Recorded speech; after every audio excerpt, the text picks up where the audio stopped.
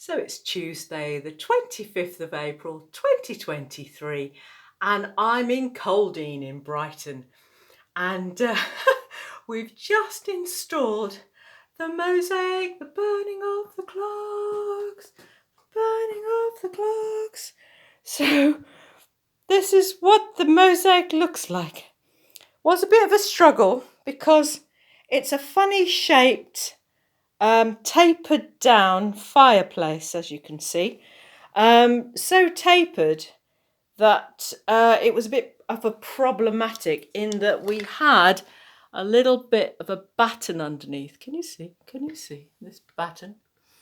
However, what I did was I unscrewed this side here, which I've put a stronger screw in, a wider and longer screw in. So technically it's holding it in place. And the baton is holding the Mosaic in place. It's not leaning against it, but it will stay in place. So if you can just see it focusing, there you go. So this is what it looks like now.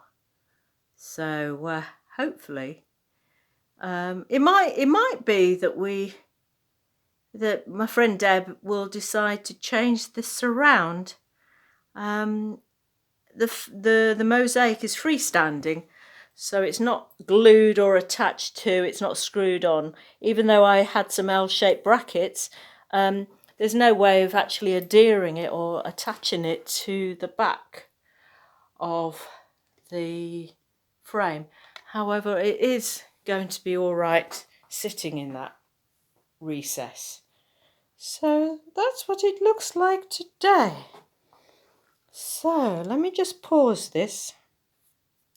So here's my friend Deb, and Deb was my pal who commissioned me to do the Mosaic. So I'd really like to know what our Deb thought of the process and what she thinks of the Mosaic. Well, I can say that I've always loved Caroline's work. She's a wonderful artist and a wonderful person. And she's produced a wonderful mosaic for me in my new home, which is bringing a little bit of Caroline and a little bit of Bearwood into Brighton. And it's beautiful and stunning and not at all what I expected, but perfect for where it is. And it is the burning of the clocks. Brilliant. And do you know what?